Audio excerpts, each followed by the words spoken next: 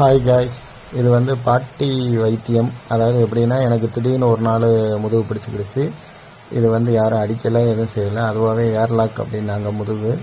இது வந்து என்ன பண்ணுறாங்கன்னா, இது இப்போ யூடியூப்பில் தான் நிறையா பார்த்தோம். இது வந்து எப்படி எடுக்கலாம் வைக்கலாம் அப்படிங்கிறதுக்காக ஒரு காயினில் ஒரு வெள்ளை துணியை கட்டிட்டு எந்த இடம் வலிக்குதோ அந்த இடத்துல வந்து அந்த காயினை வச்சு ஒரு தீப்பெட்டி வச்சு பொருத்தி வச்சிட்டாங்க. வச்சதே நம்ம ஒய்ஃப். இப்போ இது வந்து அது மேலே வந்து ஒரு செம்பை வச்சு வைக்கிறாங்க. செம்பை வச்சு வைப்பாங்க கொஞ்ச நேரத்தில். இது எதுக்காக வைக்கிறாங்க அப்படின்னா, அந்த மசிலில் உள்ள ஏர் எதுவும் டைட்டாக இருக்குது அப்படின்னா அது வந்து சொம்பு வந்து ரிலீஸ் பண்ணுங்கிறதுக்கு. செம்பு நீங்கள் வேறு அமுக்க வேண்டாம், எதுவுமே பண்ண வேண்டாம். மேலே வச்சோடனே அந்த இது உள்ளே எரியிற தீ ஆஃப் ஆனவுடனே ஆட்டோமேட்டிக்காக பிடிச்சிக்கணும். இந்த ஆட்டி பார்க்குறாங்க பாருங்கள், அப்போயே ஓரளவு பிடிச்சிருக்கணும். உங்களை வந்து எதுவுமே வேணாது. ஸ்கின்னு ஃபுல்லாக பார்த்தீங்கன்னா அப்படியே அந்தந்த இடத்துல வந்து சுருக்கம் வரும். ஸோ இது இப்போ வந்து வச்சுருக்கிறது எனக்கு தான்.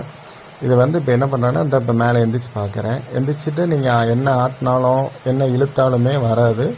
யாரும் மொத்தமாக பிடுங்கிடக்கூடாது. பிடுங்கினீங்கன்னா சதையோடு வந்துடும். அது வந்து ரொம்ப ரிஸ்க்கு. ஸோ இது வந்து இப்போதைக்கு ஒரு 10 to 15 minutes இப்படி வச்சிங்க அப்படின்னா, உள்ளே வந்து மசில் எதுவும் ஏர்லாக் ஆகிருக்கு அந்த மாதிரி இருக்குது அப்படின்னா அது எல்லாத்தையுமே சக் பண்ணும். உள்ள தீ ஆஃப் ஆயிரும், பெருசாலாம் ஹீட் ஆகாது. அதேமாதிரி எடுக்கும் போதில் இந்த மாதிரி சுற்றி லைட்டாக அமுக்கி வச்சுட்டு எடுத்திங்கன்னா அந்த மாதிரி ஒரு அழகான ஒரு தோசை வந்துடும். அந்த தோசை வலிக்கலாம் செய்யாது, பட் ரெட்டாக தான் இருக்கும். லைட்டாக ரொம்ப மைல்டாக தான் இருக்கும், ஒன்றும் பெருசாலாம் வலிக்கலை, பட் சரியாயிடுச்சு. தேங்க்யூ.